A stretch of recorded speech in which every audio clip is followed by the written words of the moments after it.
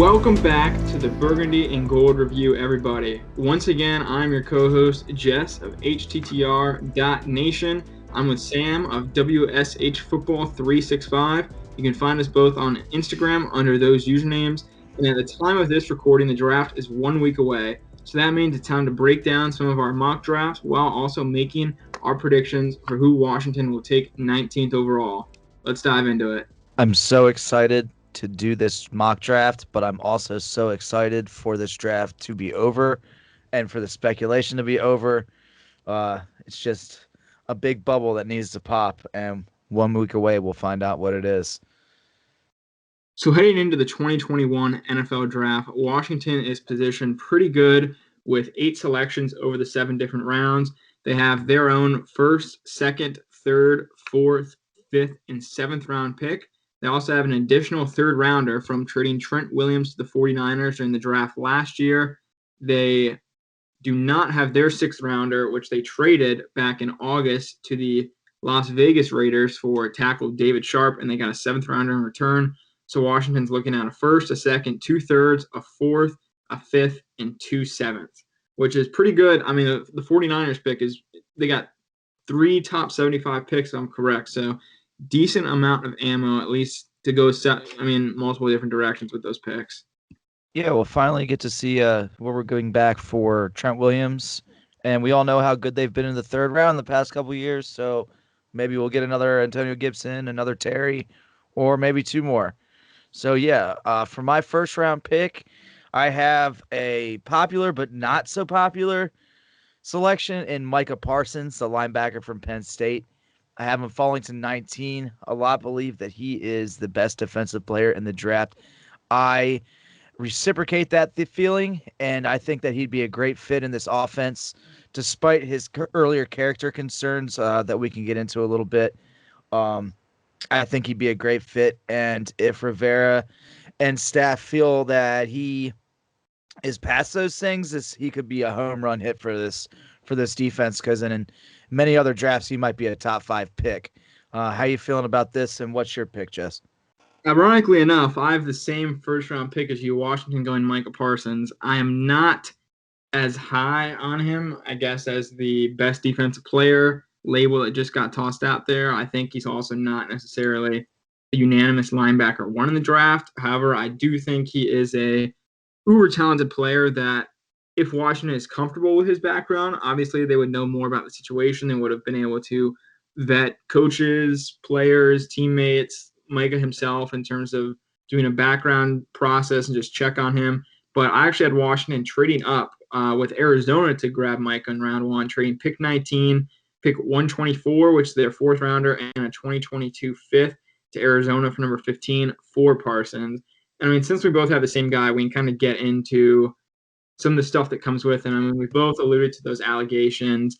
Not very pleasing stuff you want tied to a prospect, I'd say. I don't know how much you know about it, Sam. A lot of it I've read in the past couple of weeks, and don't get me wrong, like, it's stuff that is quite unsettling. It's more than just locker room hazing. I think we've all played sports before, and I've witnessed hazing, but I haven't witnessed it, to the level that it was alleged that he did, or alleged that he did, rather. That being said, I remember how my attitude was at a young age, and I think a lot of it might be able to be chalked up to that, but I think this is something that if they're going to take him, then we're just have to trust the coaching staff, and their judgment with this one, because it's some pretty extreme stuff that he was accused of. Well, some of the allegations, I don't want to get wrong in anything that I attribute to his name, but I remember it was either sexual harassment or sexual assault within the Penn State locker room that got tossed out. I know there's a teammate that confronted Parsons with a knife because Parsons was an accused almost ringleader of this like hazing I guess club that was going on within Penn State's program. And I mean, there's also some just like rough unanimous reports from some of his teammates. There was a thing where one of the players who had an allegation against Parsons was almost forced to transfer by Penn State head coach James Franklin. I mean, the whole thing's really a mess when you get into it. But like I kind of mentioned this earlier, I'm not the one who's interviewing Micah Parsons. I'm not the one who's talking to his coaches. I'm not the one talking to family, friends, or teammates. If I'm not interested in him, Washington has been said to be pretty interested in him as a prospect, but it's really a matter of how comfortable we are with that kind of background and having a confidence in a program you've established to be able to bring someone with those allegations to their name into your program. I totally agree. I have seen a few reports saying that he is interviewed very well, but then again, interviews are interviews, and we've all seen people put on a facade in order to get drafted or to get other things. I saw a comparison to Randy Moss, talent versus I guess risk versus reward, and it showed how Randy Moss was pushed so far down in the draft despite his talent level, and Michael Parsons is reminiscent of that. But yeah, it's something that Jersey have to trust the coaching staff on if they do decide to make that decision. And my pick was based just upon talent alone and the assumption or mockery that the coaching staff believed in him and believed in him as his character and as a player. Well, on the flip side, with the talent versus character kind of issues, just taking the last second round pick that Washington made in Darius Geis. I mean, he was billed as running back 2 behind Saquon Barkley in that 2018 draft. And everyone was confused out of their mind when he was able to drop to Washington's second round pick. And Washington still traded back from their original second and was able to get Geis after trading back in the second. And everybody was stoked about that. He looked really talented when he played, but he just had an onslaught of allegations and background information all come to light last summer, and he's out of the NFL right now. Yeah, haven't had much luck with the second round picks probably in the last 10 years. I was trying to find a list to bring up of the last 10, but I'm not sure I'm going to be fast enough to do it. However, I think we all know the history has been quite poor in that department. That being said, for my second round pick, I chose wide receiver Elijah Moore from Mississippi. Elijah Moore is a slot guy, can also play in the return game, dynamic, could add a lot to this offense, could open up the field a lot and give whoever's throwing the ball and the other players around him a lot of opportunities to make other plays. I also stayed on the offensive side of the ball for my second round. I know, at least in the first round, the popular positions that people are pegging Washington to pick are offensive line or linebacker. Obviously, I had him go linebacker at Parsons, but I had him swing back, take an offensive lineman round 2, and Alex Leatherwood out of Alabama. I believe he was a 4-year starter for the Crimson Tide. He can play offensive guard, a little bit of offensive tackle. He's kind of like Sadiq Charles in that way, where I think drafting someone like Leatherwood in round 2, with Charles, there's kind of a question of, is he a tackle or is he a guard, where he's going to fit this summer? There's kind of those same things with Alex Leatherwood. So I think bringing both those guys in, you can kind of, I'm not sure if either Charles or specifically Leatherwood, who I have him selecting, would be a day one starter. But I think you can kind of just add more talent to your offensive line. And assuming Brandon Sheriff is gone in 17 games, then it's better to get a replacement in the building early, in your program early, get him up to speed so you have somebody you can automatically plug in for him when he leaves in 2022, which is a strong assumption. I like that pick a lot, Jess, because like you said, it gives the team flexibility because he doesn't have to start right now. They have Corn Lucas, Morgan Moses. They have a pretty solid foundational line, and they have Brandon Sheriff for at least 17 more games, barring injury or unforeseen circumstances. So yeah, Leatherwood would be a nice prospect at round 2. Spend some time developing him, let him work into tackle, get comfortable, and then next year, and who knows what's going to go on next year at quarterback, but they'll have somebody with a little bit of season under his belt to protect the blind side, or slide in for Morgan Moses if should ever move on from there. Well, speaking on the second round pick that you made with Elijah Moore, I really like Moore as a product. I think I'd say he's a top 5 wide receiver for me in the NFL draft class right now, which is a pretty strong wide receiver group, pretty deep wide receiver group. But I think Moore, you kind of mentioned it a bit, great agility, great route running, probably the best pure slot receiver in the draft, I would say.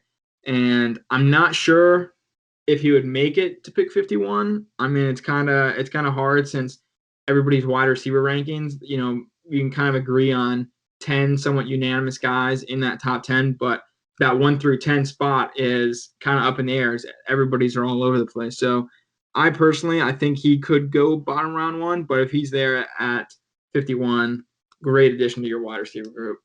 Heading into round 3, start to address a little bit of depth, a little bit of offensive line, a little bit of development.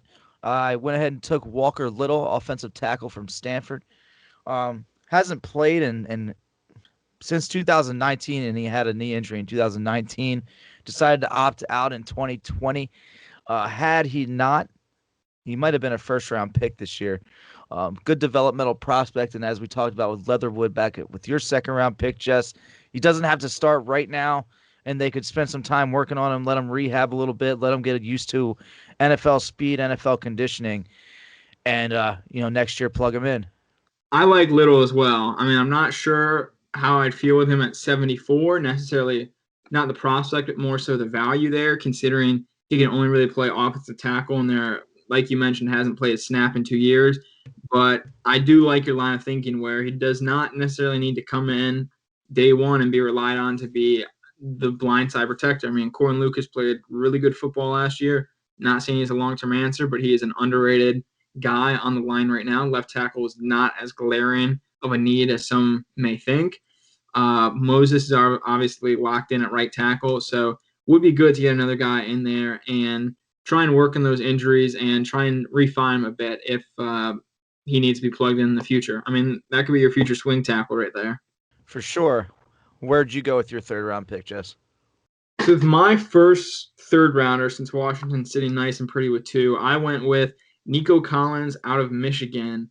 He was a 3-year player, opted out of the 2020 season, I believe, and I'm not sure if he would actually make it here in real life. I was somewhat tempted, saying I think he'd be there round 2 for the team if they really like him, and I wouldn't be opposed to Collins going round 2. But if he's at 74, I mean, he's got some really good straight line speed, fantastic ball skills, really big frame as a 6'4", 215-pound guy.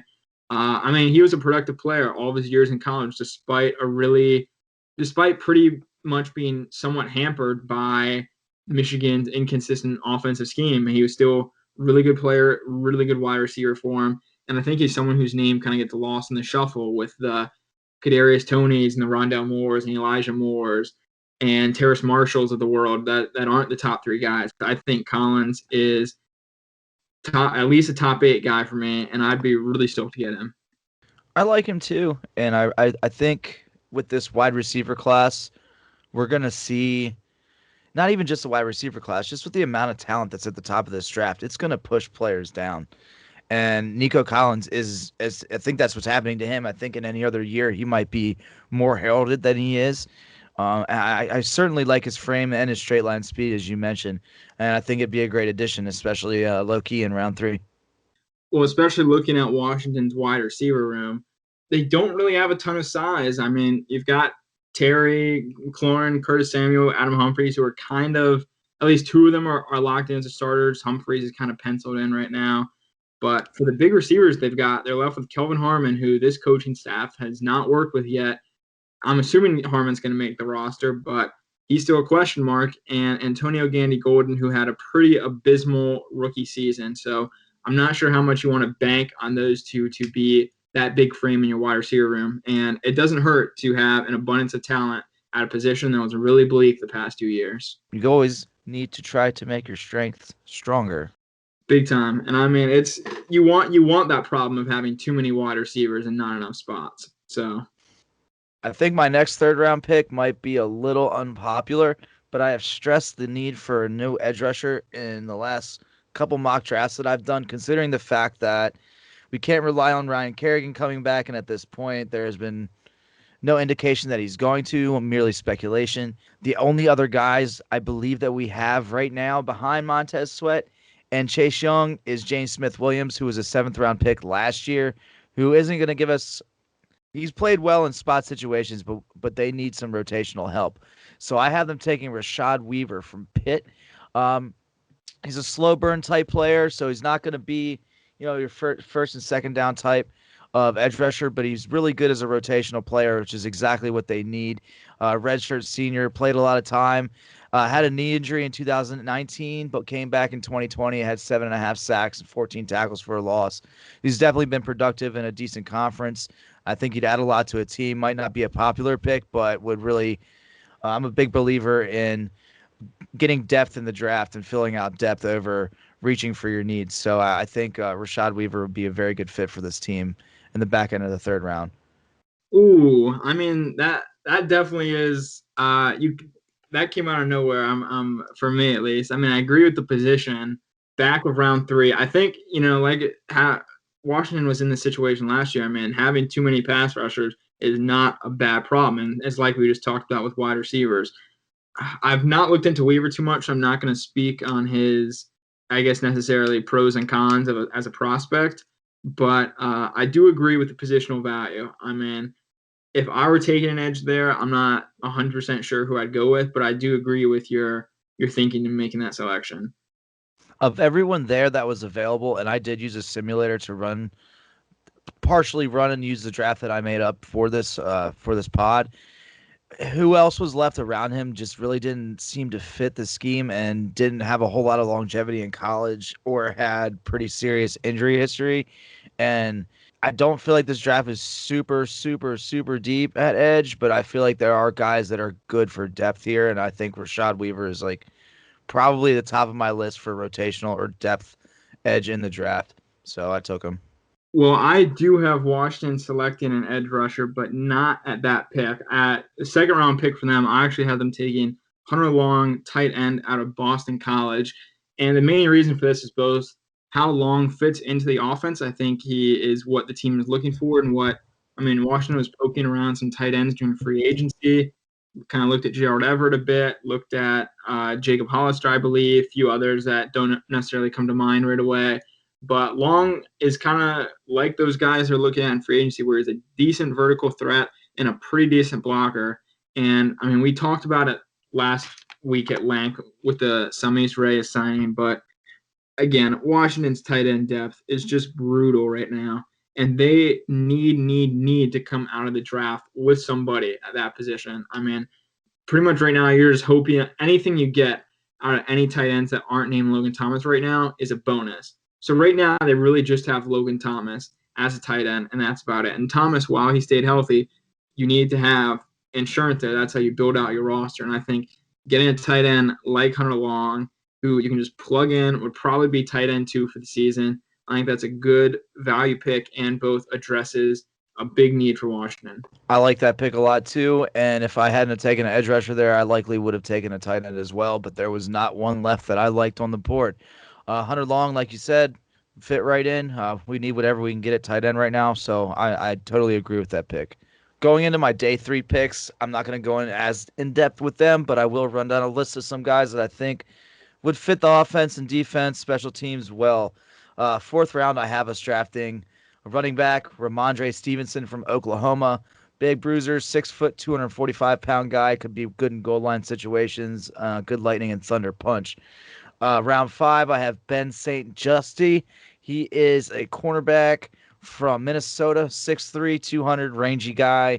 Going to need some development, but could eventually start down the road. First to 7th round pick, I have offensive lineman Cedarius Hutcherson from South Carolina. He's played inside and outside. It's got that versatility that the Ron Rivera coaching staff loves. And last but not least, I have tight end Sean Byer from Iowa. Iowa's very well known for their product of tight end that they put out. Sean Byer went in as an athlete and has only been playing tight end for a couple seasons, but projects to be a true inline tight end with development. So that will round out my draft. What do you have for yourself, Jess? Yeah, day 3 is all about just filling out your roster, getting depth at positions, getting competition for guys you're on the fence about. So that's somewhat what I tried to do here. If you guys remember, Washington, at least in my mock draft, does not have a 4th round pick because used that to trade up for Parsons in round 1. So then with the 5th round pick, I have them addressing the edge rusher. We kind of talked about the need at that spot where Washington lacks depth behind Sweat and Young, given they're both great, but behind them, not so much. So I had Washington going with a productive player out of Kansas State and Wyatt Huber, get him at the edge position. a bit less pressure, see if he can develop into a nice rotational guy for you. Round 7, I have him going Stevie Scott, a third running back out of Indiana. Running back is somewhat of an unsung need for Washington. Antonio Gibson, still development, still probably going to be a really good player next year. But when he got injured, the running game was abysmal. J.D. McKissick couldn't run the ball. Peyton Barber is not good past 2 yards. So Washington needs a second running back in there. Not sure how much Scott could contribute right off the bat, but just another guy you can add in there considering they also just cut Bryce Love. And then to round it all out with the last 7th round pick, I had him taking KJ Britt, linebacker out of Auburn. Team captain at Auburn, again, another productive player. You're taking a flyer on what they've been able to do on their college resume. Britt, there's not a ton of stability at the lower linebacker spots for Washington. It's pretty much open competition. So Britt can come in, see if he can get a spot as a second string, maybe contribute on special teams. I like it. And I think it's worth noting, Jess and I both discussed this before we started recording this podcast, that neither of us took a quarterback. So we believe that if the team is going to take a quarterback, they're going to take one high because it's somebody that they really believe in starting for the future.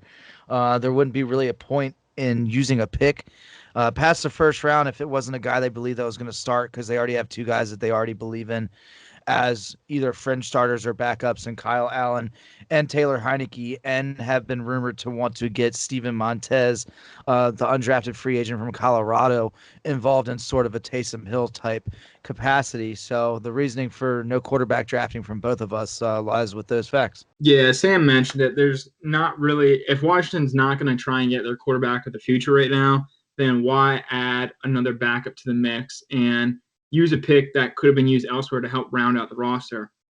I'm assuming since Washington already swung big on Matt Stafford earlier this offseason, unfortunately missed. I think that was their big quarterback plan, considering they're not really in a good spot to make a huge move up for any one of these big rookies. So I think the plan for Washington right now should just be you roll with Fitzpatrick, you still like Allen, you still like Heineke, let those guys duke it out in camp and build up your roster while you make it an easier landing spot for if you go out and try and get another big vet in 2022, or if you want to make a big move for a rookie quarterback next draft. You have a better roster and a better infrastructure to welcome that in, and you're also making your team more competitive this year rather than just taking someone like a Davis Mills or Kyle Trask or Kellen Mond, who's just going to be sitting as your QB2 or QB3. We're going to have to discuss the allusion to another veteran quarterback next year on another podcast and what we might have to give up for that veteran quarterback. We will cross that bridge when we get there. Right now, we've got our eyes set on the 2021 draft. So you want to get some quick fire predictions in here? Who do we just did a mock draft, but that was a bit idealistic for what we would do. So I think we both have predictions for what could happen with pick 19 once Washington is on the clock 1 week from tonight. Largely and wholly, obviously, going to depend on what other teams do. And Rivera has mentioned many times that they will play off of the actions of other teams. And I think that a lot of players are going to fall. That being said, I think there's a very strong chance they trade back a couple spots. And I think there's a very strong chance that someone like Darrisaw, Elijah Vera Tucker, Parsons might even be there at 19. I have a gut feeling. I'm just going to say Elijah Vera Tucker at 19.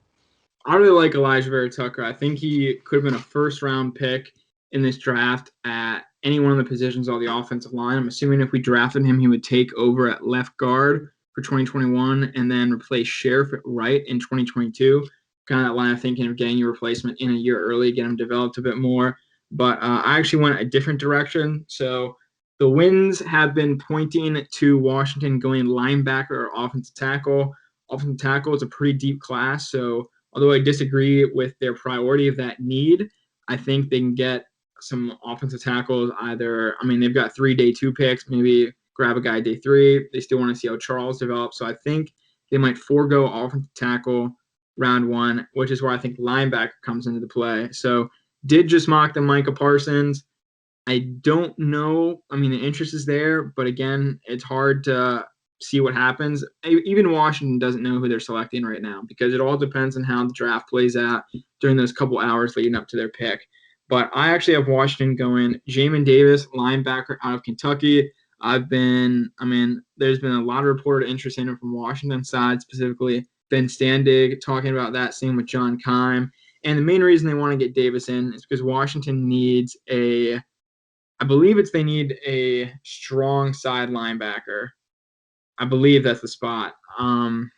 But Jamin Davis can come in, starts day one at that spot, but he also has the ability to play Mike linebacker and can take over for John Bostic, assumingly in 2022. And athletic freak, great athletic profile, very productive in his time at Kentucky. He would come in, day one starter, perfect situation for a linebacker to step in, considering the defensive line in front of him. So while I don't think it's a grand slam pick, I do think it is a realistic and potentially high reward pick. You said it. I don't think it would be a grand slam pick. I'm personally not. I think we've discussed this before. I don't really see him as a first round pick, more of a second. But I do see the team and liking him. And as reporters have been saying, like Keim and Ben Standig, that the team has interest. So I could see that being a realistic happening for the team at 19 for sure. That's all we have for you today, guys, and thanks so much for tuning in. If you like what you hear, comment, like, and subscribe on Apple, Spotify, YouTube, Google, and Amazon. And sure to follow us on our personal Instagrams. Mine is WSH Football 365, and Jess's is httr.nation, both on Instagram. If you'd like to follow our other handles for Twitter and Instagram, it's at the BNG Review. That's at the B, the letter N, G Review on Twitter and Instagram. We'll talk to you next time.